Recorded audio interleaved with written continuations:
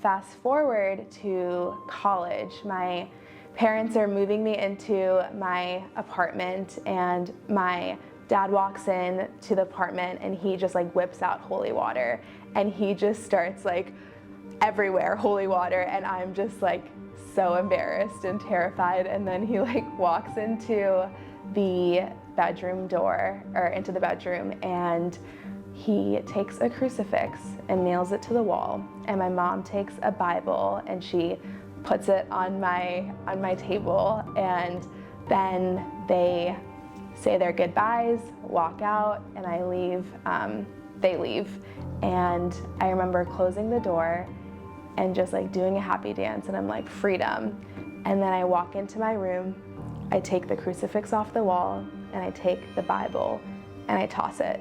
And that was the day that I decided, I'm done. I did the Catholic thing my whole life and it's not for me. And that's a foundation that I set for myself going into college. And right away in college, I got swept up into the party scene, boys, drugs, alcohol, sex, all of it, and it was all consuming. And one evening I was out at a club and there was a raid going on. And so there's like 5 girls in front of me, and I see each girl getting handcuffed and put into the cop car. This cop, he looks at me, and I had multiple fake IDs and drugs on me, and he's just looking at me, and my friends are in the corner, and he looks at my friends and goes, I never want to see her like this again. And then he just let me go. He just let me go. The next morning, I was in my apartment, I was in my room all alone, and I was done. A life of sin is so exhausting. Like the way that you have to brainwash and gaslight yourself to tell yourself like, this is okay, this is okay, this is normal, this is what everyone does. That moment I had hit my rock bottom, and out of sheer desperation, I audibly said, God, if you're real and you want me, I need you to tell me right now. I need you to show me right now. My phone's in my back pocket and it goes off. I pull out my phone and it says Instagram notification. I click on it, and it was a picture of a Post-it note, and in green letters it said, God is calling you.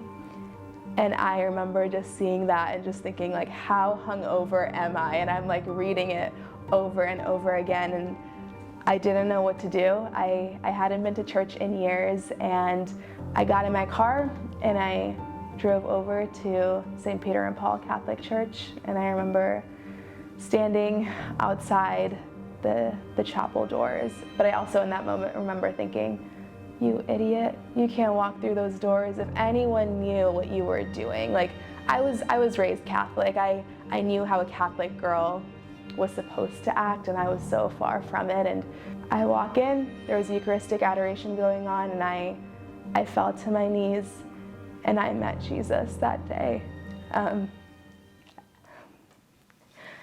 I met the person of Christ. It wasn't a story about a man from 2,000 years ago. I met Jesus, and I was overcome by his love and by his mercy, and I experienced peace that I hadn't experienced ever before. It changed my life. You meet Jesus, and your life has changed. And I was in that chapel for a few hours, and as I was getting out, there was confession going on. I hadn't been to confession since like middle school, and I go and I just tell the priest everything that has happened in the past 24 hours, and he just spoke truth over me, and he just spoke light into the darkness and just pierced my heart with the Father's love. And he goes, you need community. And there's this place called Catholic Campus Ministry at UCF, and I want you to go there for a month. I thought I had community. I had people in my life, but I had no idea what he was talking about. And at the very end, as I was leaving, he said, welcome home. I later went to the Catholic Campus Ministry, and that's where I encountered SPO. I met this community that was on fire. I met others that were my age that were walking the walk. I had these missionaries that poured into me and had real sisterhood for the first time in my life. I, pretty early in my life, had euthanized the idea of holiness, and I started running with these people that reimagined the possibility of sainthood in my life and my call and our call to go and to be saints. I get to watch women day in and day out come into deeper freedom and encounter Jesus the same way that I was ministered to and witnessed to by these SPO missionaries that were in my life.